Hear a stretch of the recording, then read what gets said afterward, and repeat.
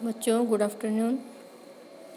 देखिए हम अभी जो चैप्टर पढ़ रहे हैं वो है हमारा प्रोबेबिलिटी का चैप्टर। प्रोबेबिलिटी में आज हमको करना है एक्सरसाइज 13.5।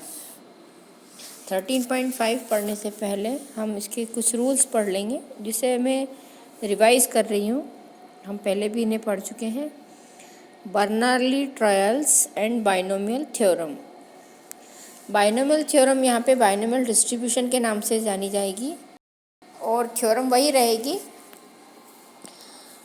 इसका हम प्रोबेबिलिटी में कैसे यूज़ करते हैं अभी तक हमने सीखा था। स्टैटिस्टिक्स से related mean deviation, standard deviation, variance का भी प्रोबेबिलिटी में यूज़, और आज हम बाइनोमियल थ्योरम का भी इसमें यूज़ सीखेंगे।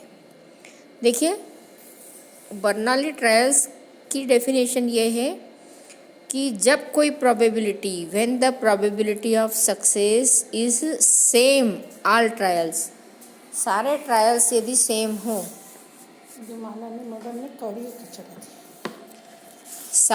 सारे ट्रायल्स यदि सेम हो तो उसे हम बर्नौली ट्रायल्स कहेंगे, और यदि सारे ट्रायल्स सेम नहीं हैं तो उसे हम बर्नौली ट्रायल्स नहीं कहेंगे। इसका उदाहरण हम अभी देखेंगे सवाल में कि इस टाइप के जो आते हैं कि जिसमें रिपीटेशन अलाउ होता है। जैसे आपका ये देखो एक क्वेश्चन है, अभी आएगा तब बताती हूँ, जिसमें रिपीटेशंस अलाउ होते हैं। तो जब हम किसी चीज़ को रिपीट कर सकते हैं, जैसे कि कोई बॉल निकालना है बैग में से और हम उसी बॉल को फिर से बैग में डाल सकते हैं, तो हमारे पास जितनी भी प्रोबेबिलिटी आती है सब सेम आती है, तो उसे हम कहते हैं कि बर्नौली ट्रायल्स है। और यदि रिपीटेशन अलाउ नहीं होता है तो हर बार हमारी एक एक संख्या कम होती जाती है, और तब हम कहते हैं कि यहाँ पे बर्नौली ट्रायल नहीं है। 13.1 का पहला सवाल ये था यहाँ पे, a die is thrown 6 times if getting an odd number is a success, what the probability। एक ऑड नंबर आने की प्रोबेबिलिटी देखना थी, जबकि 5 सक्सेसेस हों। 5 सक्सेसेस मतलब 5 आपको मिले। प्रोबेबिलिटी ऑफ गेटिंग 5 सक्सेसेस, तो हम क्या कहेंगे, x की जगह हम 5 रख देंगे। तो फार्मूला हमारा ये है बाइनोमियल एक्सपेंशन का। ये देखिए बाइनोमियल एक्सपेंशन का फार्मूला ये था NCX P माइनस x, और ये PX इक्वल माना जाता है, और यही आपकी बाइनोमियल थ्योरम भी है, जिसको बाइनोमियल डिस्ट्रीब्यूशन के नाम से हम यहाँ पे यूज़ करेंगे।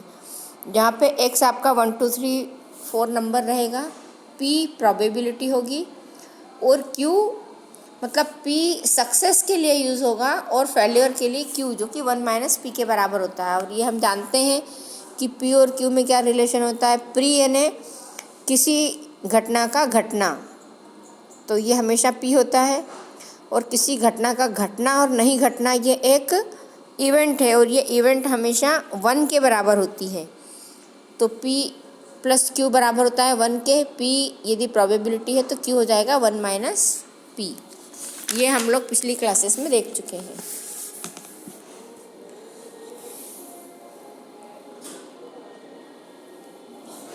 यहाँ पे हमने ये देखा है कि एक डाई के अंदर 1 2 3 4 5 6 नंबर्स होते हैं। तो इसका पहला नंबर ऑड है, तीसरा ऑड है, और उसके बाद पांचवा, मतलब 3 ऑड है और 3 इवन नंबर है। तो जब 3 ऑड नंबर हैं तो ऑड नंबर आने की प्रोबेबिलिटी हम जब देखेंगे गेटिंग ऑड नंबर होंगे 3, तो उसकी प्रोबेबिलिटी हो जाएगी 3/6। 6 क्या है, टोटल नंबर है जो डाई के ऊपर 1 से 6 तक बने होते हैं। तो ऑड नंबर आने की प्रोबेबिलिटी 3/6 या 1/2 हो जाएगी। और फिर ऑड नंबर नहीं आने की प्रोबेबिलिटी हो जाएगी Q, और Q इक्वल हो जाएगा 1 माइनस P के। P है 1/2 तो Q हो जाएगा 1 माइनस 1/2 मतलब 1/2। अब हमारे पास जो डाई है उसको 6 टाइम उन्होंने थ्रो किया है, इसलिए n इक्वल हम 6 लेंगे। यहाँ पे n 6 हो जाएगा।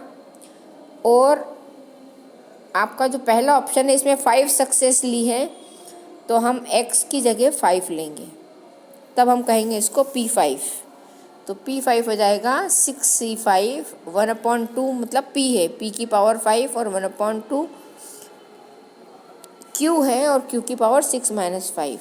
और इसको हल करने पे हमें ये रिजल्ट मिलेगा। ऐसे ही अगला ऑप्शन दिया है एटलीस्ट 5, एटलीस्ट का हम 5, तो यहाँ पे एटलीस्ट में 5 के बाद हम 6 भी ले लेंगे। तो जैसा हमने 5 के लिए सॉल्व किया वैसा ही हमने 6 के लिए भी सॉल्व किया और दोनों को ऐड कर दिया। बाकी n x p q वही रहेंगे और इस तरह से हमको ये रिज़ल्ट मिलता है। P5 को हल करने पे ये मिल रहा है जो हमने यहाँ मिला था वही, और P6 को भी हल किया और फिर दोनों को हमने ऐड कर दिया तो हमको ये रिज़ल्ट मिलेगा। थर्ड दिया है एटमोस्ट 5 सक्सेस। एटमोस्ट मतलब आप ज़्यादा से ज़्यादा जितना ले सकते हैं वो सब लेंगे, लेकिन 5 तक। तो यहाँ पे हमको मिलेगा P0 से लेके P1 P2 P3 P4 और P5।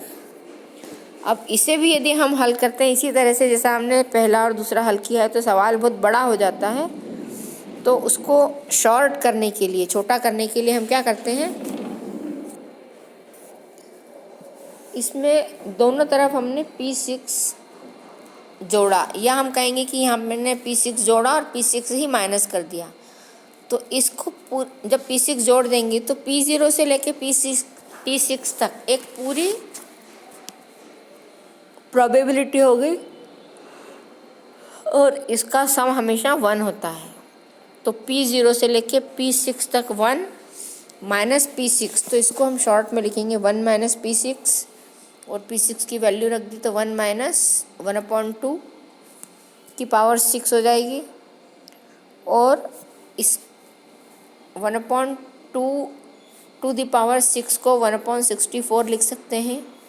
एलसीएम लेने पे आएगा 64 माइनस 1 और हल करने पे आएगा 63/64।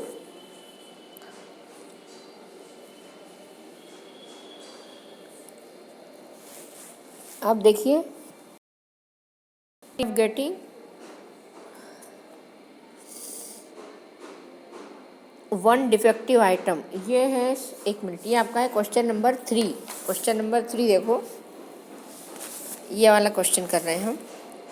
There are 5 defective items in a large bulk of items. किसी सामान में जो है डिफेक्टिव आ रहे हैं। What is the probability that a sample of 10 items will include not more than 1 defective item?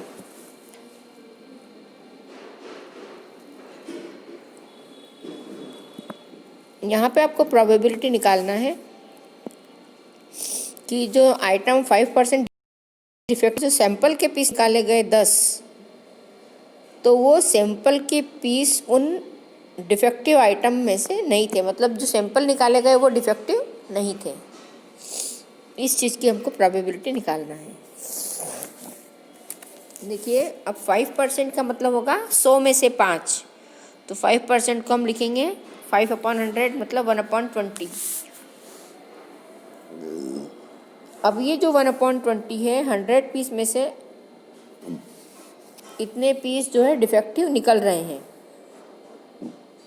Probability of getting good item, अब जब 1/20 खराब या डिफेक्टिव हैं तो अच्छे कितने होंगे, उसको निकालने के लिए हम लिखेंगे 1 माइनस 1/20।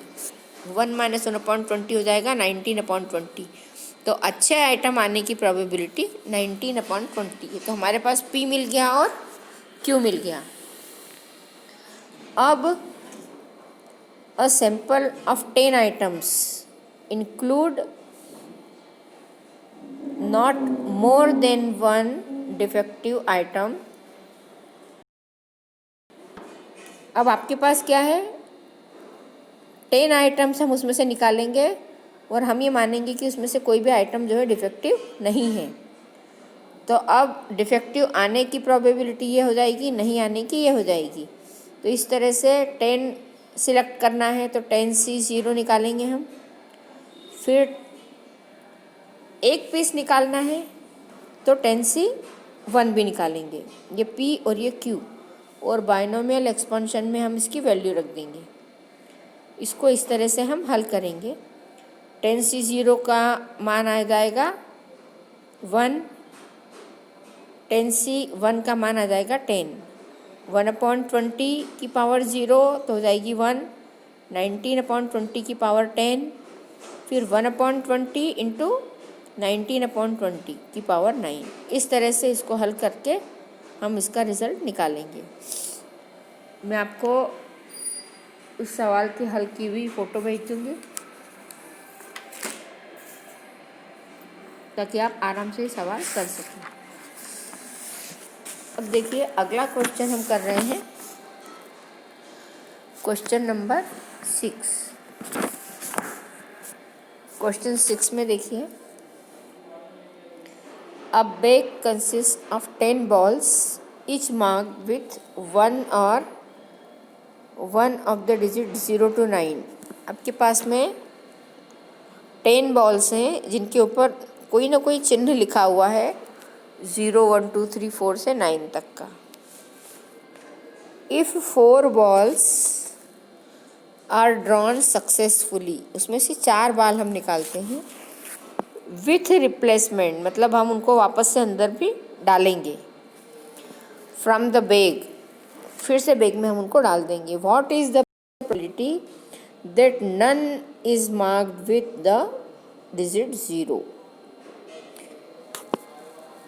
कोई भी बॉल के ऊपर 0 लिखा हुआ नहीं हो, ठीक है। अब देखिए, अ bag contain 10 balls marked with 0 to 9 और probability of getting a ball marked with 0। 0 लिखी हुई बॉल कितनी आएगी, 10 में से कोई एक आएगी, तो 1/10 उसकी प्रोबेबिलिटी हो जाएगी क्योंकि 10 बॉल है, जिसको हम लिखेंगे 0.1। फिर probability that the ball marked is not mark 0। 0 नहीं लिखी हुई तो 1 माइनस 0.1 तो हो जाएगा 0.9। Now 4 balls are drawn. अब हम क्या कर रहे हैं, 4 बॉल निकालेंगे उसमें से। हमारी शर्त यह है कि 4 बॉल निकालेंगे जिसपे कि 0 नहीं आए, साथ ही रिप्लेसमेंट भी हो। तो 0 नहीं आने की प्रोबेबिलिटी तो ये है, 0 आने की प्रोबेबिलिटी ये थी, 0 नहीं आने की प्रोबेबिलिटी ये है। अब 0 नहीं आने की प्रोबेबिलिटी ये 1 बार, फिर 2 बार, फिर 3 बार, फिर 4 बार। 4 बार इसकी, तो उस 4 बार को हमने शॉर्ट में 0.9 टू दी पावर 4 लिख दिया, मतलब हर बार की प्रोबेबिलिटी यही रहेगी। यही है हमारे पास में बर्नौली ट्रायल्स। हर बार आपकी प्रोबेबिलिटी यदि सेम आती है तो हम कहते हैं कि ये बर्नौली ट्रायल है। जो मैंने आपको अभी एक्सरसाइज के साथ बताया था, जो एक थ्योरी, जब वही ट्रायल सारे एक जैसे आते हैं, सिर्फ कब आते हैं, जब रिप्लेसमेंट होता है। विथ रिप्लेसमेंट जब कोई क्वेश्चन होता है तो फिर ये इस तरीके आते हैं। अब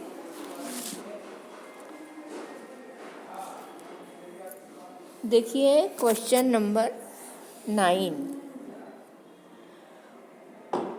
On a multiple choice examination,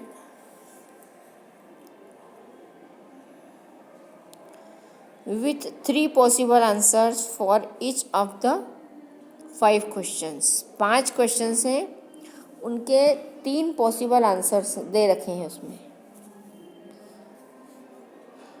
What is the probability that a candidate would get 4 or more correct answer just by guesses? Answer जो दे रहा है स्टूडेंट, वो क्या कर रहा है? गेस कर रहा है. अंदाज से वो देगा तो उसकी प्रोबेबिलिटी बताएं कि गेस करने के बाद जब वो आंसर दे रहा है तो उसके 4 या उससे ज़्यादा आंसर सही हो.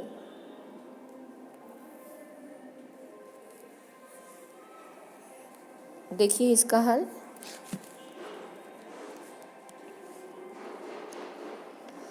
One option out of 3 is correct probability that the answer is correct.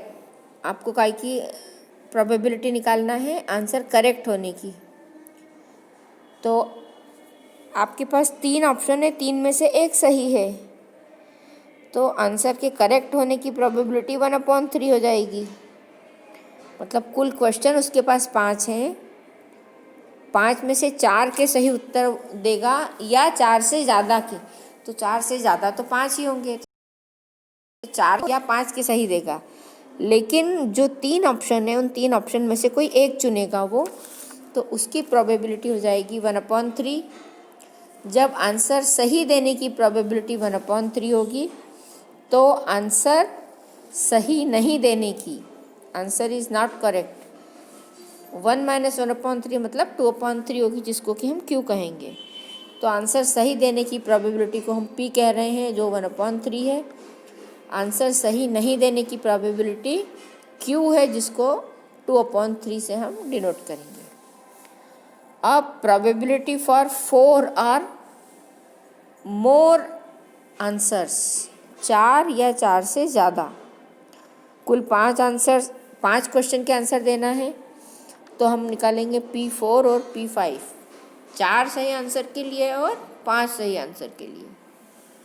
जो जाएगा P4 के लिए 5C4. यहाँ पे हम क्या करेंगे, देखो n इक्वल हमारा 5 है. x एक बार हम 4 लेंगे, एक बार हम 5 लेंगे. P 1/3 होगा और Q 2/3 होगा. और इसमें हम इसकी वैल्यू रखेंगे, तो P5C4 P4 Q⁵ फिर 5C5 P5 और Q⁵ 5C4 को हल करेंगे तो 5 आएगा. P की पावर 1/4 मतलब P 1/3 Q है 2/3 और 5 - 4 मतलब इसकी पावर हो जाएगी 1. और 5C5 1, P की जगह 1/3 और Q 1 आएगा. इसको जब हमने हल किया तो 5 ऐसे ही आ जाएगा. ये जो 2 है इसको हमने बाहर रख दिया, तो यहाँ बचेगा 1/3. इस 1/3 को इसके साथ शामिल कर दिया, तो 1/3 की पावर यहाँ 4 थी और यहाँ 1, तो ये हो जाएगी पावर 5. यहाँ पे देखिए 5C5 को हल करेंगे तो 1 आएगा. P की जगह लिखा 1/3, इसकी पावर 5, तो P की पावर 5 हो जाएगी. Q की पावर 5 - 5 मतलब 0, Q की पावर 0 मतलब 1, तो ये हो गया 1/3 की पावर 5.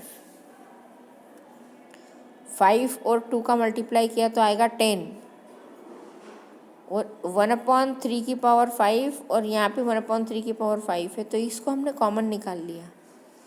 1/3 की पावर 5 कॉमन निकाला तो यहाँ बचेगा 5 × 2 10 और 1, तो ये हो जाएगा 11/3 या 11/243. इस तरह से हमको ये आंसर मिलता है। अब देखिए हम एक क्वेश्चन और करते हैं।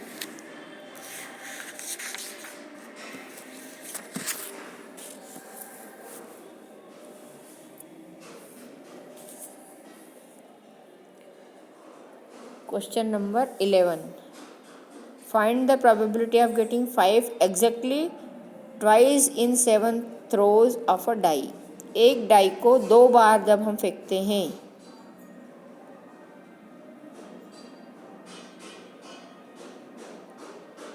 7 थ्रोज मतलब 7 बार फेंकते हैं, तो एग्जैक्टली 5 2 बार आने की प्रोबेबिलिटी देखिए। When a die is thrown, probability of getting 5 आने की प्रोबेबिलिटी। जब हम डाई को फेंकते हैं तो हमारे पास जो नंबर आते हैं x 1 2 3 4 5 और 6, कुल ये 6 पॉइंट्स होते हैं डाई के ऊपर।